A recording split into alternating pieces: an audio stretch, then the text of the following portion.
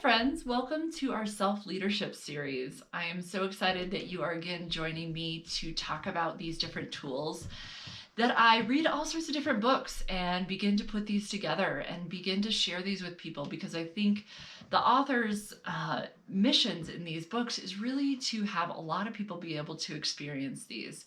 So I love to share these. So today's tool is going to be a great one. First, though, if you don't know who I am, my name is Amanda Gregg, and I have a company called Soaring Eagle Healing. I am passionate about helping people get comfortable in their bodies.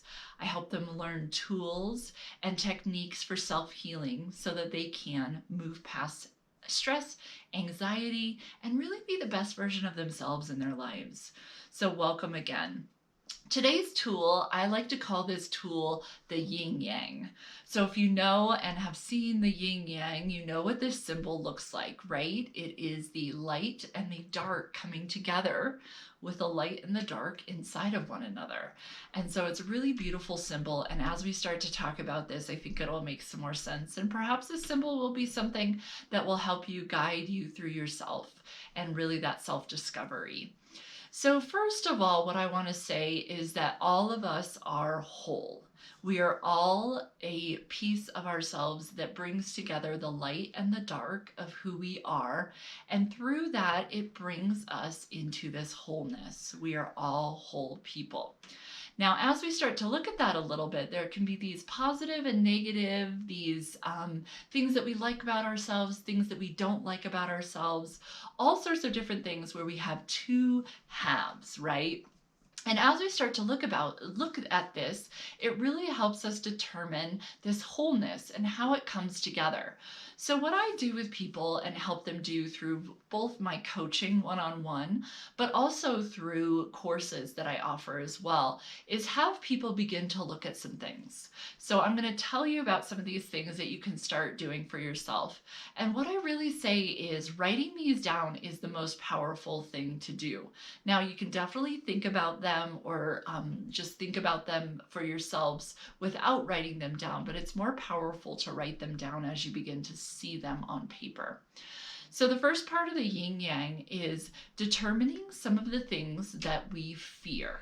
So what are some things in your life that you fear, are scared of, maybe don't want to move forward with, have heard some messages maybe from your past or from your parents or from different things that really make you fearful and that you don't want to move forward on. So I talk a lot about being able to make this list of fears. We all have them. There are different things that have come into our lives that we do not like to do, that we fear to do them.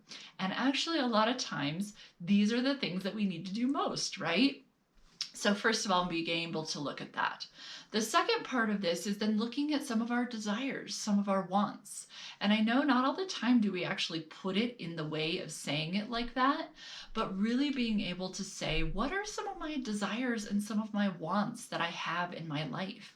And really being able to think big and dream in this way. And so with this particular exercise, it can be done in a lot of different ways. It can also be done for what I like or dislike about myself, what I love or do not love, what I believe to be good and what I believe to be bad. And again, both of these sides of the yin yang are your own perspective. I don't want to put labels on them that lead you in some sort of direction, but there are light and dark. So as you think about that and start to think about what that means to you, you could begin to look at these different sides of the yin yang, make your lists on both sides, and really start to look at it from a different lens. Now, as we take these two pieces and really bring them together, that is where our wholeness is. So we are really looking at how can we embrace, how can we love, how can we move with and through some of those fears. Conversely, how can we also, with our desires and our wants, begin to move through some of those, begin to work with some of those?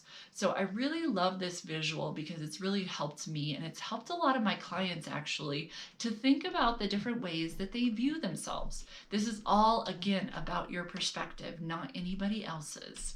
So it's a really cool self-discovery tool that you can begin to think about for yourself. And as I look at these tools, I begin to also make them my own. So I invite you to do the same.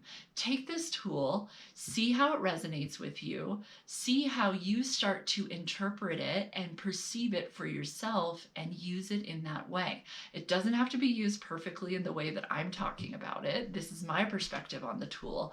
You get to have fun and begin to bring it into your own awareness and see how it moves you. So again, as always, thank you for being a part of this self-leadership series. I think some of these tools are such awesome tools to put in our toolkit that one day we bring them out, or on many occasions we bring them out and use them in their various ways. So thank you so much for being here, and I hope this one serves you well. I'll see you again next time, friends. Bye-bye for now.